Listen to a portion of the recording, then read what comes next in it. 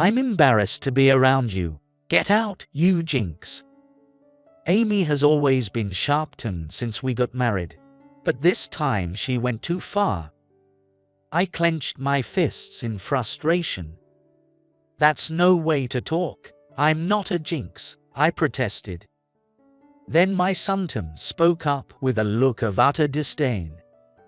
I've never acknowledged you as my father. You're a disgrace to our family. That was certainly a shocking statement. I packed my bags into a small suitcase, ready to leave the house. Just then, my daughter Kathy came running out from the entrance. I'm leaving with you, Dad. I don't like Mom like that, Kathy said, emotion swelling in my chest as I took her hand. Mom called you a jinx, but he actually makes $30 million a year, I joked. Kathy, thinking it was a joke, laughed brightly. So, Kathy and I boarded a train and got off in an upscale residential area, similar to Beverly Hills. She looked confused as we stopped in front of an exceptionally large mansion. My name is Jack. I'm a 52-year-old male caregiver. I've been in this job for almost 10 years now. Being a caregiver is not without its challenges, but it's a rewarding job. I'm truly glad I switched to this career. My previous job was as an accountant at a small accounting firm. The company I worked for was extremely exploitative, and I often stayed at the office until late at night. When I started questioning if this was the life I wanted, my mother, who lived alone in a rural area, fell ill. She became wheelchair-bound and needed care. Having lost my father when I was young, my mother was my only family. I left my family and returned home alone to care for her. I have no regrets about quitting my job. I knew that leaving a job to care for my mother might make it hard to find work again, but I decided to cherish her final days. Caring for an elderly person is far from easy. I spent entire days helping with the bathroom and baths, cooking soft meals, and assisting with eating. Nights were hard too, as she hardly slept, leaving me exhausted. It was painful to watch my mother regress back to being like a child. If this were child rearing, the child would grow and learn to do more things. But with elderly care, no matter how much care I provide, her abilities only decreased, and the challenges only grew. If I had faced this alone, I might have felt overwhelmed and hopeless. What saved me was a nursing facility near my childhood home. I used every service available: daycare, respite care, and home health care. The caregivers were wonderful to my mother, and I can't tell you how much they helped. When my mother passed away, I was overwhelmed by an incredible sense of emptiness. Seeing this, Mrs. Williams, my mother's care manager, made a suggestion. Jack, why don't you consider a career in caregiving? We need people like you in the field. Can someone like me really make a difference? There's certainly a shortage of staff. If I can help families the way we were helped, I'd like to try. So, I returned from the countryside to my home and began working as a caregiver. Unfortunately, my family never fully understood caregiving, even to the end. I married Amy, my now ex-wife, 10 years ago.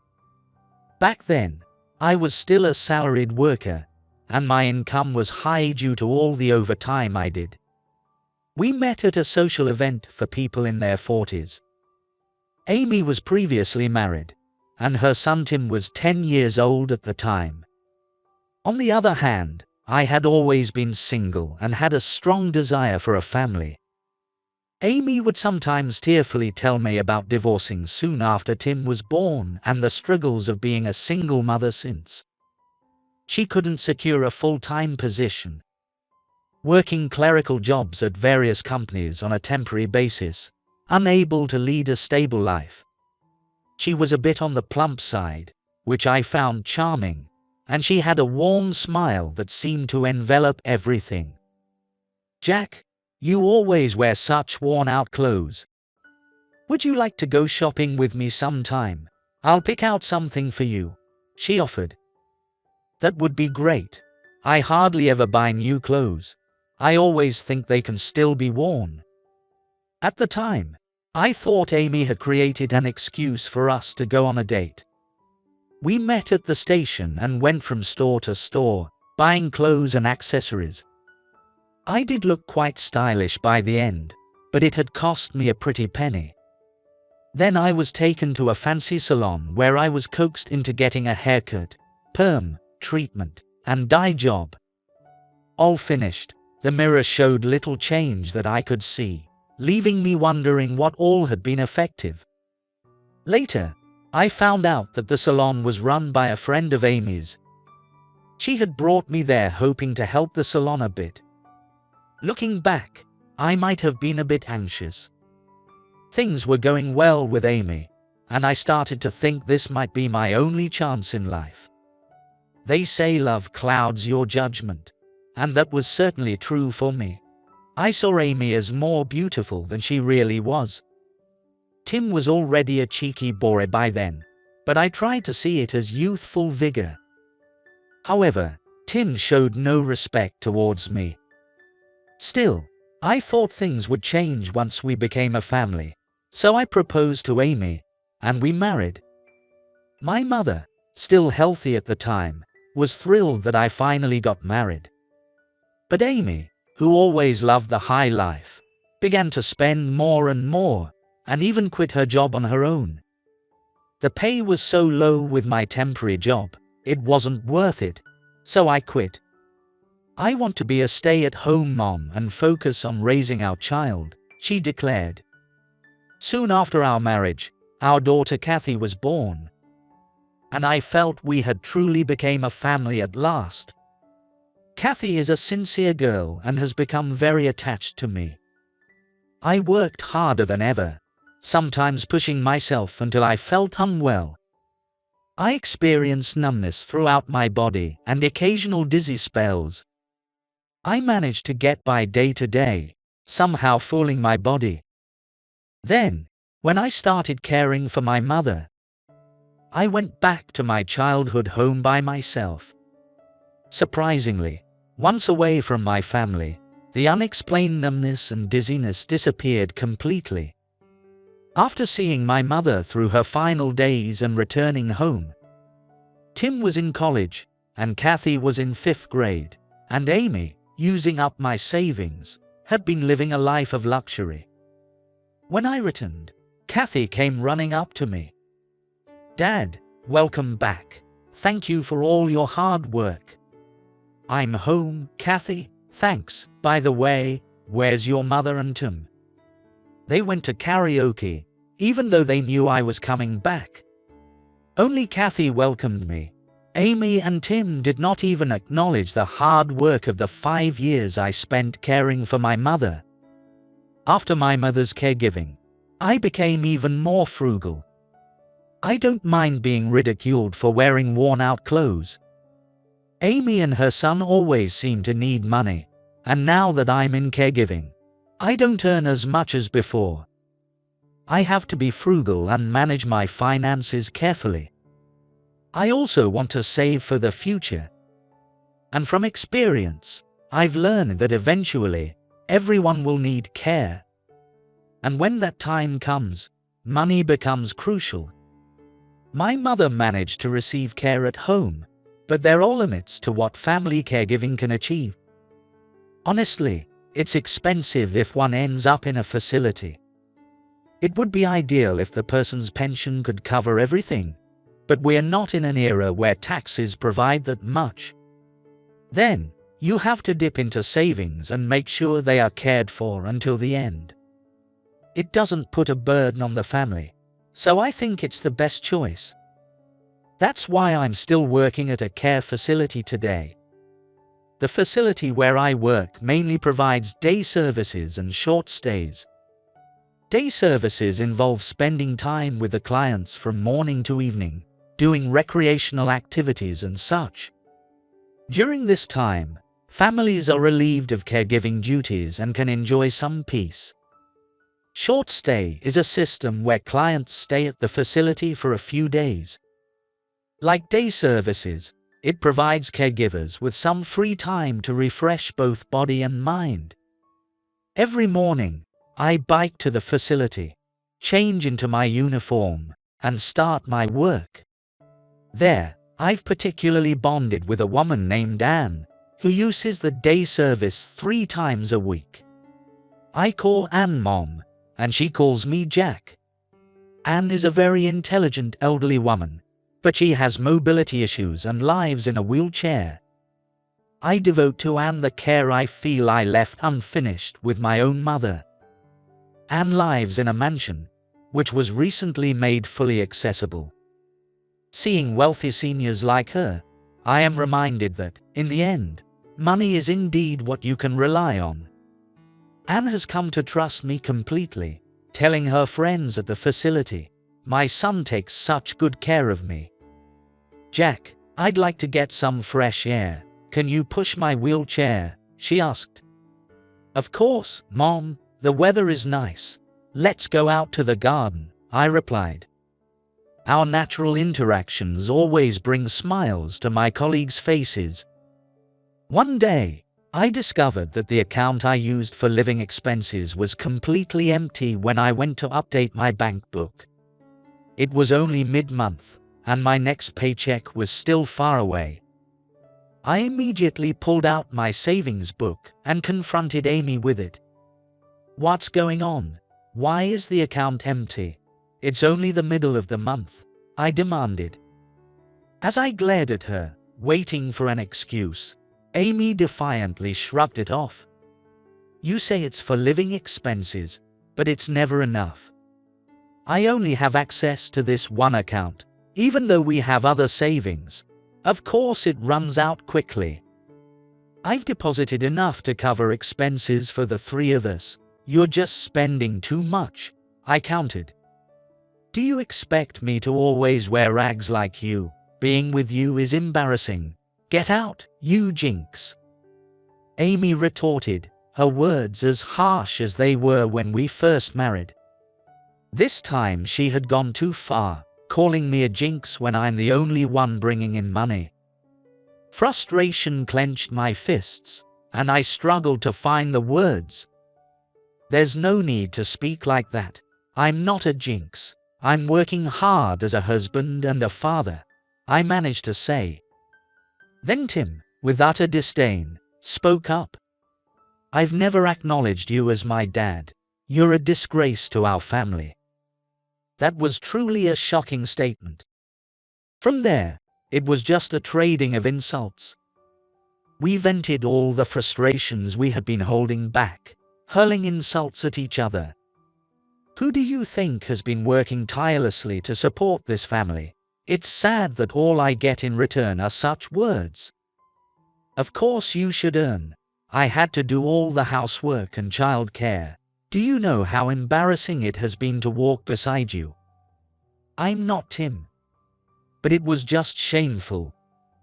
I was momentarily speechless. I had never thought she hated being with me so much. "Fine, I'll leave if that's what you want. Don't come regretting it later. And I'm not giving up this house, even if we split. Consider it compensation for 10 years of living poorly." I said I was leaving, but I didn't say anything about divorcing, yet Amy brought up alimony.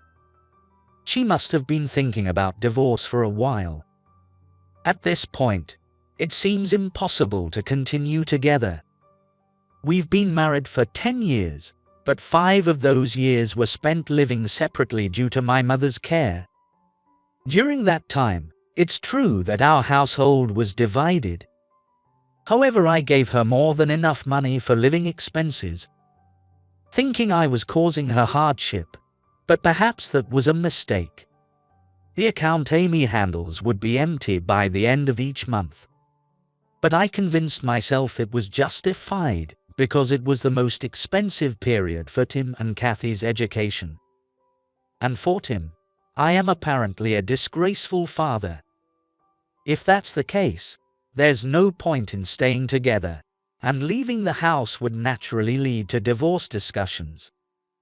What was the meaning of our marriage, after all? If I hadn't married Amy, I wonder if I would have married someone else. Maybe that woman would have cared for my mother and helped me with her care. But it's all my responsibility. I chose Amy and decided on this life path. I quietly stood up and went to the bedroom upstairs to pack my things in a small suitcase. There was a knock, and Kathy peeked in. "Dad, what are you going to do now? It seems like your mom and Tim don't want me here, so I'm leaving." "But Dad, isn't this your home too?" Hearing Kathy's voice almost brings me to tears. I gently tap her head and say, "Take care," before heading down the stairs. As I step out the front door, I start walking toward the main street. At that moment, Kathy, with her backpack on, chases after me. "Dad, I want to leave with you. I don't like Mom anymore," she says. A wave of emotion swells in my chest, and I take her hand. I realize I'm not alone. The warmth from Kathy's hand melts my frayed heart. Together, we start walking towards the nearest train station. Kathy seems a bit nervous, perhaps uncertain about our future. Wanting to reassure her, I decide to reveal a truth I had kept hidden. "Your mom called me a jinx, but actually, I make $30 million a year," I joked. "No way, that's a lie. You're just a regular dad." "And I know caregivers don't earn that much," Kathy replied, taking my statement as a joke. I said nothing more, and we boarded the train, alighting in an upscale neighborhood. As Kathy looked around puzzled, we stopped in front of a particularly large mansion. I pressed the doorbell and announced our names. And soon, Anne's voice could be heard. "You have the spare key, right? Please come in," Anne said. While Kathy looked bewildered, I pulled out a key from my pocket and opened the front door. Anne greeted us, maneuvering her wheelchair. "I'm sorry for the sudden visit. It looks like I will be getting a divorce after all." "Oh, I see. But now we can seriously start discussing the adoption," Anne responded. I immediately introduced Kathy to Anne. Anne smiled warmly and said, "Nice to meet you." Kathy, still confused, didn't quite grasp what was happening. But it wasn't a conversation for the entryway, so we moved into the spacious living room. Kathy was astounded by the opulence of the furniture and the size of the room. "Are we going to live here now? Why? Your dad is going to be adopted by Anne here." When married, permission from a spouse is needed for adoption. It was clear that if I was adopted, your mom would end up using Anne's assets. "So that's why you couldn't be adopted until now?" I quietly replied, "That's right." "Kathy, I hope we get along well. If we live here, you might have to transfer to a different elementary school. Is that okay?" "That's okay. I'm really good at making new friends quickly." "That's reassuring. From now on, I'll be your grandmother. Let me know if you need anything. We plan to keep the house as is and build a care facility on the rest of the land." Anne, a wise woman who inherited vast lands and wealth from her parents, smiled at me. She had a life with fewer hardships but no family of her own since she never married. As I neared the end of my life, I thought about what I could do and came up with the idea to turn my home into a care facility. Anne was the first to discuss it with me because it was impossible to do it alone. I might not stay healthy forever. Having a facility at home would be very reassuring, Jack, Would you join me in realizing this dream? She asked. Anne had already spoken to contractors and planned to build facilities on other properties she owned, ultimately wanting to turn it into a significant social welfare corporation. That's why the company was projected to have an annual revenue of $30 million. And Anne was willing to give me full authority over it. I took immediate action. To sever ties with Amy, I stopped all bank transactions and changed the card numbers. The next day, Amy bombarded me with calls. I can't withdraw any money at all. What am I supposed to do for living expenses now? Cutting ties with a jinx might let us live a wealthier life, don't you think? I want a divorce. Kathy wants to stay and live with me. We'll sort out the property division properly, I told Amy. Amy quickly agreed when property division came up, perhaps happy to get the house. Kathy always taking my side might have been a nuisance for her. She easily accepted my condition to take custody of Kathy. For the property division, I decided to give Amy the house where she currently lives with Tim. The other bank accounts became mine. When I sent the divorce papers, Amy signed and returned them. I filed them at the city hall, and now I am officially single. This makes Tim, who was not adopted, a stranger to me besides Amy. I decided to become Anne's adopted son and committed to taking care of her until the end. Care facilities will increasingly become necessary in the future. Someday, I will move from being a caregiver to being cared for. It's not something I want to think about, but it's a certainty that will come. To ensure I receive thorough and respectful care when that time comes, it's necessary to prepare from now. Life has begun for me, Anne, and Kathy as a trio. Kathy has taken a room on the second floor of the large mansion.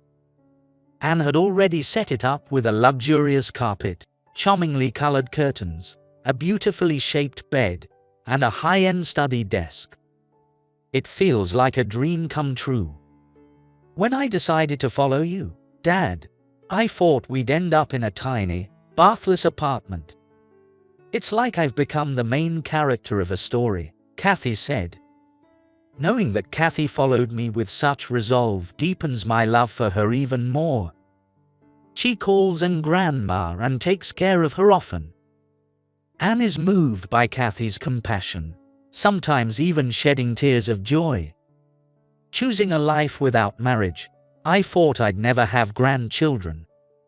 To have such a sweet grandchild now is the greatest happiness, Anne said. I'm also happy to have a grandma of my own. I never lived with my real mother, so I couldn't do anything for her, but I can be kind to my new grandma, Kathy responded.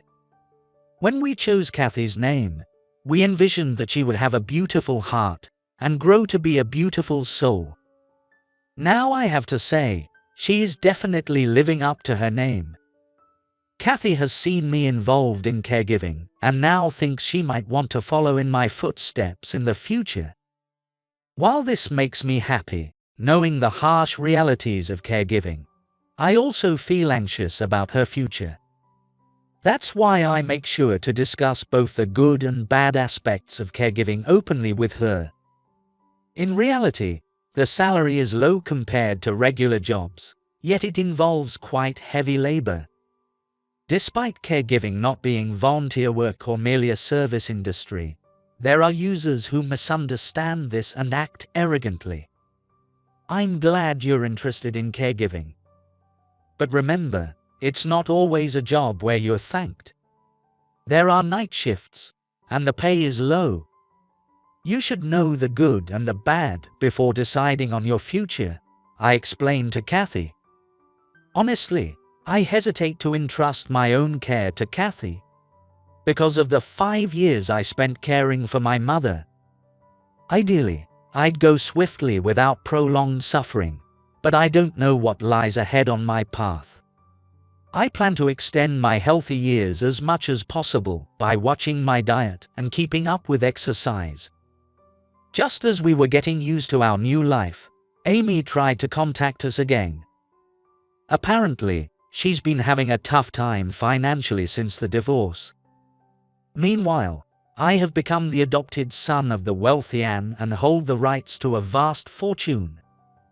Isn't that a bit unfair? You never told me about someone like Anne. If I had known, I wouldn't have agreed to the divorce, Amy complained.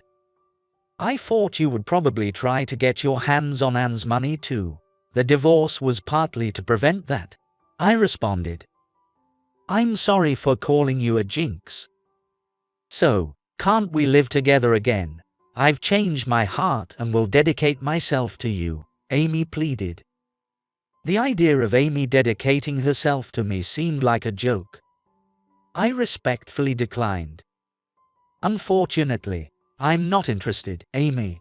You're free from our marriage now. You should focus on your marriage prospects. There's no one like you. That's why I'm swallowing my pride and asking, she insisted. Wasn't I a disgrace to Tim? To avoid further embarrassment, let this be the last time you call me. Saying this, I blocked Amy's phone number. From then on, I heard about Amy and her circumstances through Kathy. Since Amy is still her biological mother, and they occasionally met. From what I heard during these visits, both Amy and Tim are in a tough situation.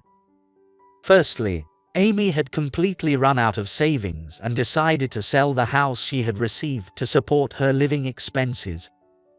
She moved into a small apartment with Tim and was actively engaged in looking for a new partner. However, in her age group, many men are looking for a woman who can assist them if they need care in the future. It's a joke. Mom was angry, saying she didn't want to marry just to take care of someone else's future needs. I wonder why she doesn't choose to work herself. After all, working is a duty of every citizen. Even if Amy has reasons she can't work, her adult son Tim should be able to support her. However, Tim never sought employment after graduating from college. I was surprised to learn that during his university years, he became heavily involved in gambling to the extent that it interfered with his studies. Thanks to the efforts of university officials, he managed to graduate. Yet, he chose not to find a steady job because it would interfere with his freedom to gamble, preferring to live off temporary jobs. Reflecting on the past when we lived together as father and son, I am both dismayed and saddened. A year has passed since then. The care facility that Anne and I dreamed of has been completed. We named the facility Young Leaves. Our care facility is still new, but we plan to expand its scale and become a haven for more elderly people. Young Leaves will operate both as a daycare facility and as a nursing home for seniors who can no longer live independently. As the director, I find myself busy every day. Not every day is fun, but they are fulfilling. In an era where it's said people live to be 100, it's crucial that we support and help each other. With spring arriving, the season has turned beautiful with blooming cherry blossoms. I took the opportunity to push Anne's wheelchair for a long-awaited cherry blossom viewing. Anne remains vigorous, with a hearty appetite, and actively supports the recreational activities at the facility. Most of the residents are unaware that Anne is the owner of the facility. Anne wants to live just like the other residents. If they know I own the facility, they might hold back and not bond with me, she explained. I agree with her perspective. What I hope for most now is that Anne's healthy days continue as long as possible. Mom, please live a long life. I want you to attend Kathy's wedding as her grandmother. That's something to look forward to. It's probably a long way off, so I need to keep my strength up. A large cherry blossom tree came into view. A gust of wind stirred up a flurry of blossoms. Enjoying the beautiful Japanese seasons. I look forward to spending joyful days with the other residents.